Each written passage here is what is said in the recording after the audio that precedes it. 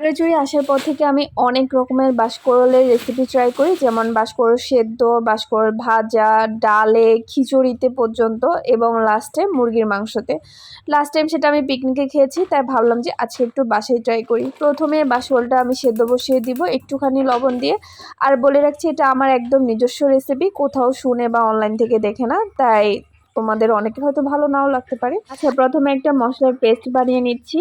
প্রথমে দিয়ে দিলাম কাঁচামরিচ, শুকনা মরিচ, পেঁয়াজ, রসুন, জিরা, ধনে, তারপরে কয়েকটা লং, 2-3টা দিলেও হবে। তারপর হচ্ছে আদা গুঁড়া, আমার কাছে গুঁড়া ছিল, গোটাও দিতে পারো, মানে কাঁচা আদা। তারপরে দিয়ে দিলাম গরম মশলার গুঁড়া, এর সাথে দিয়ে দিলাম কয়েকটা গোলমরিচ, তারপরে দিয়ে দিলাম 1 চামচের মতো শুকনা মরিচের গুঁড়া। এখানে কিন্তু ঝাল তোমাদের চয়েসের উপর ডিপেন্ড করে। আর দিয়ে দিলাম 1 চামচের একটু বেশি টক দই। ভালো করে একটু ব্লেন্ড করে নিবা। দেন এই মশলাটা যে কোনো মাংসতে ইউজ করতে পারো, আলাদা একটা টেস্ট আসে। বিশেষ করে আমি হাঁসের মাংস রান্না করার সময় এই মশলাটা খুব ইউজ করি। এরপর মাংসের জন্য আমি বেরেস্তা বানিয়ে নিব, মানে আমি কোনো কাঁচা পেঁয়াজ আর ইউজ করবো না। একটা পেঁয়াজই শুধু আমি মশলার পেস্টের সাথে দিয়েছিলাম, আর কোনো কাঁচা পেঁয়াজ দিব না। বেরেস্তাটা আমি হচ্ছে মাংসের সাথে মিক্সড করে নিব। আচ্ছা, এখানে আরেকটা কথা বলি, আমি ভেবেছিলাম মাংসটাকে হালকা একটু ভেজে রান্না করব, কিন্তু সেটা আর করা হয়নি। তোমরা চাইলে যারা কাঁচা মাংস পছন্দ করো না, তারা একটু মাংসটাকে ভেজে নিতে পারো। এরপর এর মধ্যে লবণ আর হচ্ছে হলুদ দিয়ে ভালো করে ম্যারিনেট করে 30 মিনিটের মতো আমি রেখেছি। আর অন্য পাশে আমার হচ্ছে বাঁশকরলটা সিদ্ধ হয়ে গিয়েছে অলরেডি। তারপরে আলুটাকে ভেজে নেব শুধু একটু হলুদ আর লবণ দিয়ে। আলুটা ভাজা হয়ে গেলে ওই তেলের মধ্যে আমি মাংসটাকে দিয়ে দিব।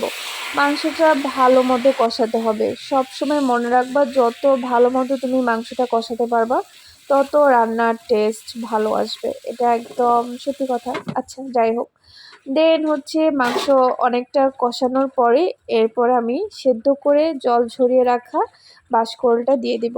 বাঁশকরল দিয়ে মিনিট 10-এর মতো কষাবো। আলুগুলোও দিয়ে দিয়েছি, কারণ আলুটা একটু শক্ত শক্ত ছিল, আগে আগে না দিলে হয়তো বা খুব একটা নরম হতো না। আর যদি নরম সেদ্ধ হয়ে থাকে তাহলে আরেকটু পরেও দিতে পারো, মানে বাঁশকরলটা দেওয়ার কিছুক্ষণ পরে। তারপর মিক্সিতে একটু মশলা ছিল, ওটা আমি ধুয়ে ঝোল দিয়ে দিলাম। আর হচ্ছে পরিমাণ মতো দিবা, কারণ অলরেডি মাংস এবং বাঁশকরল সেদ্ধ। তারপর মিনিট 5-এর মতো এটাকে আমি সময় দিব। এরপর ঢাকনা উঠিয়ে আরও 5 মিনিটের মতো রান্না করে নামিয়ে ফেলবো। এত বেশি টেস্ট হয়েছে, বিশ্বাস করো। আমি তোমাদের সাথে যেই রেসিপিটা শেয়ার করি, ওই রেসিপিটা কিন্তু আমি আগে নিজে টেস্ট করি, মানে হচ্ছে নিজে খাওয়ার পরে কিন্তু আমি ওই রেসিপিটা ছাড়ি। যে রেসিপিটা আমার ভালো লাগে না, ওই রেসিপিটা আমি কখনোই ছাড়ি না, কারণ হচ্ছে আমি অনেক এক্সপেরিমেন্ট করি রান্না নিয়ে। সব রান্না যে ভালো লাগবে এমন কোনো কথা না। প্লিজ অবশ্যই তোমরা এটা ট্রাই করে দেখবা। টাটা।